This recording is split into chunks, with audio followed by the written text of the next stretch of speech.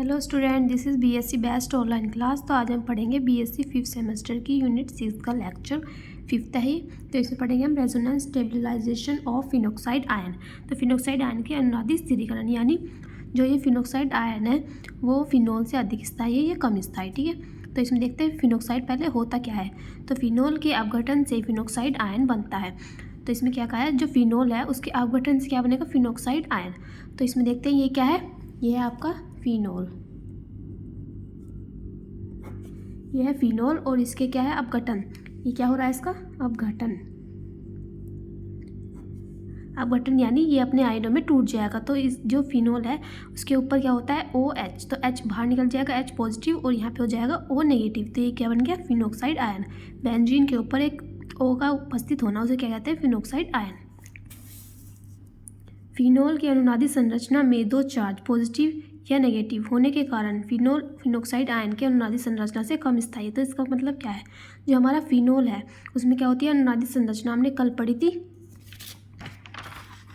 ये वाली, ये हमने कल पढ़ाई थी आपको। फिनोल की अनुनादी ये संरचनाएं होती है 5। ठीक है, फिनोल की अनुनादी संरचना में दो चार्ज यानी पॉजिटिव और नेगेटिव। जो फिनोल है उसमें क्या है, दो चार्ज हैं, यानी एक पॉजिटिव एक नेगेटिव। इसमें क्या दिक्कत, हमने एक पॉजिटिव था एक नेगेटिव, सब में ऐसी एक पॉजिटिव और एक नेगेटिव। ठीक है, तो फिनोल की पॉजिटिव और नेगेटिव के कारण फिनोल जो है फिनोक्साइड आयन के अनुनादी संरचना से कम स्थायी है।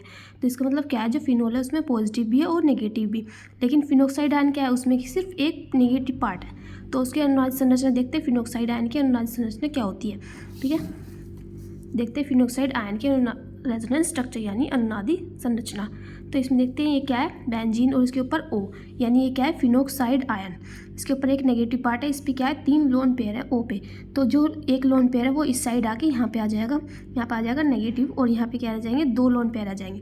फिर ये जो है वो नीचे आ जाएगा, फिर ये वाला नेगेटिव इधर आ जाएगा और फिर वापस इधर आ जाएगा। तो ये क्या है, फिनोक्साइड आयन की अनुनादी संरचना। तो इसमें क्या है, सिर्फ नेगेटिव है, और फिनोल की रेजोनेंस स्ट्रक्चर में क्या था, पॉजिटिव भी था और नेगेटिव था। इसलिए क्या है, फिनोक्साइड आयन जो है वो फिनोल के अनुनादी संरचना से ज़्यादा स्थायी है।